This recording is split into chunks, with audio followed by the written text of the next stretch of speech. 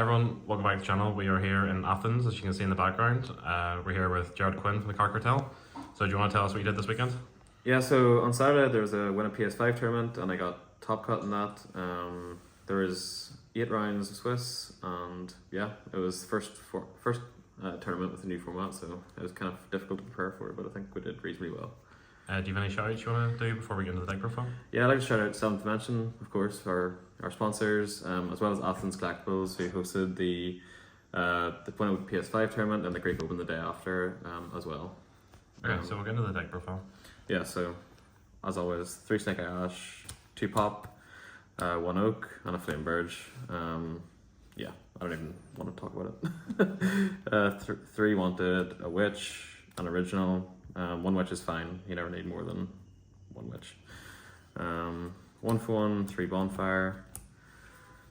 And then for the Fire King stuff, I played 1 Ponix, 2 Kirin, Arvada, Grunix, Fire King Island, and Sanctuary. Yeah, Sanctuary obviously is great. A lot of people play Lightning Storm now, but so it's clutch. You need it, I think, to insulate your board against things like that. For non-engine, this is really set up to deal with Tempai because didn't really know what to expect matchup wise, especially in Greece. So we just prepared for the meta really. So I played 3 Off Blossom, 2 Ghost Ogre. This is probably the best hand trap in the deck. I'm probably going to bump this up to 3. Hits Yubel, which is really common. Hits Tempai, the field spell specifically, and yeah, Voice as well. That's just one of the best hand traps right now. 2 Ghost Spell, and these are probably the worst hand trap I played. I just never played any decks that really relied on summoning from the graveyard. I played some Snake Eye, but yeah, I were able to chain block the Flame Burge, so never really came up. And when I did get to use it against Tempai, he had enough dragons in the field that I was able to synchro, and it really didn't matter. Maybe if I played Labyrinth, it would have came up more, but I didn't, so I don't know. Don't know if I'm going to cut it or move it to the side. Haven't really decided yet. 2 Ghost Burner. Didn't play any Veiler in the main deck aside from 1 for a cross-out target, but Ghost Burner can at least deal with Tempai in the battle phase, as well as that it can potentially be a time con, and even this could be at 3 as well, but I wasn't really sure. I kind of wanted to balance the kind of hand traps, and the amount of hands where I was drawn 1 of each sister was just crazy, so I don't know if it's just the ratio of the cards, but it just worked out really well. 1 Nibiru, which is a cross-out target. It's got a lot worse in this format because of things like Tempai, Voiceless, Centurion. The decks I could nib, the other hand traps dealt with it anyway. I did put it in a few times. I had to blind put it in against a Centurion player, and he only did 4 summons, so it felt really, really bad. I don't really know. I think 1's fine, and then maybe in more rogue formats you play more, but not sure. Then there's the 1 Veiler for a cross-out target. It just doesn't work in battle phase, and Tempai play in battle phase, and then doesn't really hit anything super effectively, so just thought 1 was fine. 3 Imperm, yeah. And then for non-engine kind of defensive cards, I played 3 Cross-Out Designator. It's my favorite card probably in the game. Deals with everything, deals with the mirror match. I was able to cross out I drew 2 cross-out, was able to cross out an Imperm on my turn, and then his turn, you want talents, and I was able to cross out a talents as well, so it was, yeah, it literally won me to get that game like in about 10 minutes. And then a call by, I just really wanted to be able to protect my play. So many people against too many hand traps, and amount of hands where you only have 1 play because you draw 4 hand traps and a bonfire, you need your combo to resolve, otherwise you just lose in the spot. And then yeah, 1 talent, so you could probably play more of this, but I always liked 1 as a because I play thrust on the side, so if I want it, I can get it post side. And if sometimes I drew hands where it's just talents and I can't even play, and it's like, what's the point when I was playing more of this? So wasn't really. So you were pretty happy with the non-engine apart from the 2 Bell, really? Yeah, it was just the Bell. I just didn't play any meaningful decks that like really relied on summoning from the graveyard, and just felt if it was my only hand trap in hand, I felt like I just lost because, if you're against, it's not going to do enough. Yeah. So now we've got extra. Yeah, so the extra deck, 1 Anima, I had to play it now. I had for the Charmers, I played Hedda and Dark. Yeah, both these are really, really good. Especially Dark came up so many times, actually. Yeah, people don't really think when they put a Dark in their grave that's going to be the end of the game, but a lot of the time it actually is. IP, SP, Sunlight Wolf, Doolittle Chimera.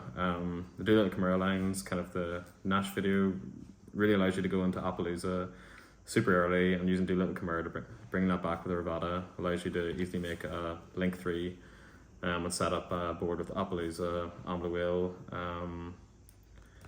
Appaloosa, Ambler Whale, and Arvada.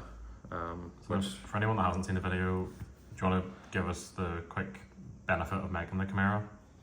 Like what this results in for the combo? Yeah, so when you make the Chimera, so basically you can summon the Sunlight Wolf, and then you use Flame Word's Effect in the grave, you summon 2, you add Flame Word's back to hand, and then you make a Doolittle Chimera. And when you link it off, when it's in the grave, it's a beast. So when you send Arvada with Grunix, it can revive the Doolittle Chimera. So instead of just getting a Ponix back, you actually get a Link 2, and that's just allows you to go straight into Princess. Revive the Arvada, link into Ambler Whale, and also if you can also then with Ambler Whale revive this back since it's a fire, even if you have Princess on the previous Princess on the field. And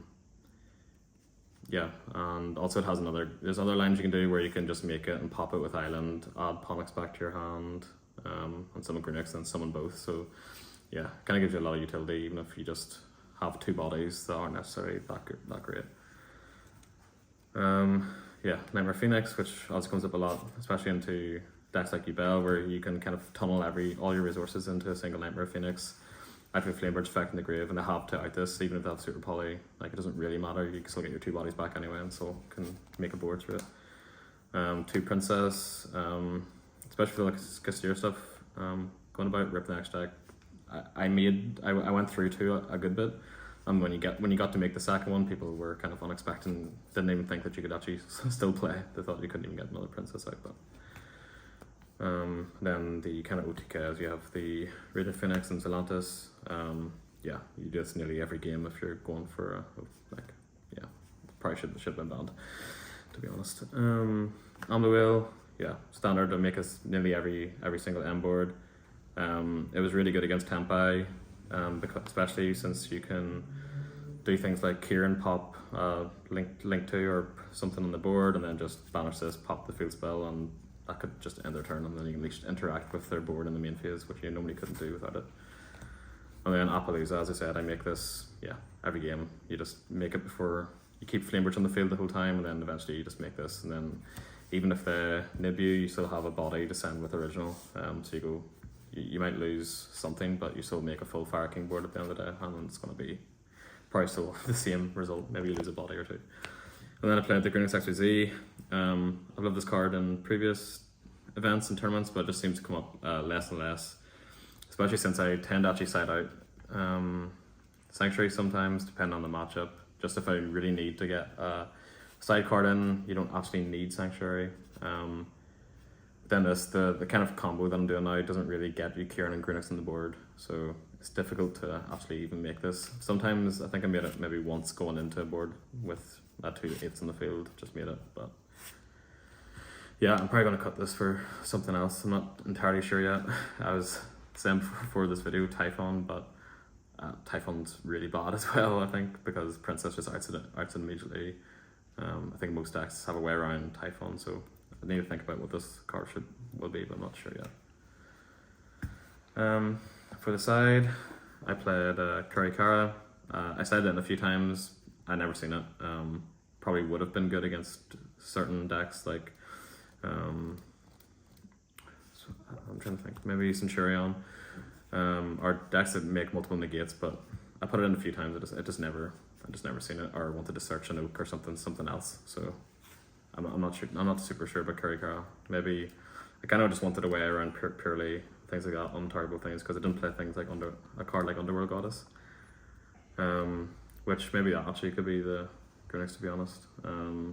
Just to out things like Ubel on the board or Expertly Noir. So yeah, that's one of those options. And then I played the Spoiled Subversion, which is really, really good going second. It's a free search off Poplar a lot of the time, and Especially good against branded. I actually didn't play any branded during the day, but there was a lot of it in the tournament. But if I play it, this card goes in every single time. Like out merge it and they can't summon another one. It's just insane. One nib, that's the second nib. Depends on the deck. I was kind of worried about certain super heavy, combo heavy decks, especially since you can't brawn anymore.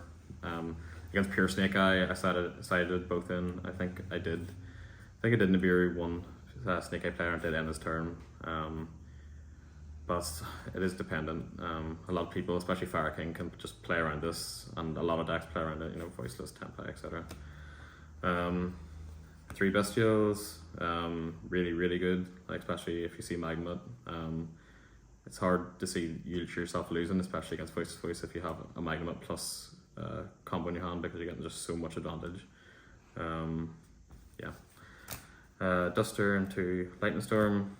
Yeah, these cards are just really, really strong, especially against the kind of back row heavy decks, and yeah, there's no real way around it, especially if people are just playing a single anti-spell or singular floodgates or runic stun. I just wanted a way to clear the board. Unfortunately, I did play one runic stun player and he was able to set up, he had 3 solemn judgments, and I was able to get all 3 of these eventually, and he was able to negate every single one. He had skill during the field, so he couldn't actually protect his back row or anything, so it was pretty annoying that he had those cards, but it is what it is. So I played 3 Thrust. This is probably the best card I played. I think when we were thinking about this format, we wanted a way to deal with Tempai specifically, and the amount of hand traps flying about. Allows you to deal with basically any deck in the game, and my 3 targets were D-Barrier, and Magic Deflector. D-Barrier won me a game against Tempai. They shifted me and I had Thrust, so I just set D-Barrier, won the game. I was able to take a game off Runic Stun player when I see Magic Deflector, but obviously they don't play that many hand traps. But this is more dealing with loads of other decks. I actually think I played it against Manadium, and obviously they can't do anything because they can't create food spells. So that was pretty good. And then the last card was Anti-Spell. The only time I've seen it was in one game, and I had Snake Eye Ash and Anti-Spell, and he had an Imperm, and unfortunately he didn't get me far enough. But I think if you can resolve your combo and you have this, you instantly win the game. I don't think there's a way around it, especially with all the cards like Lightning Storm, Harvey's Fellow Duster.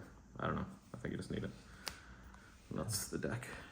Yeah, it's a good deck profile. So thanks for watching, everyone, and keep an eye on the channel. Over the next week or so we'll have another few topping deck profiles coming out. And lastly, just a shout out to Athens Collectibles for hosting the CardFest tournaments, and they were really well run. Everyone was really friendly. Yep. So if you get a chance, go down, visit the store, check the guys out, and see you next time. See ya.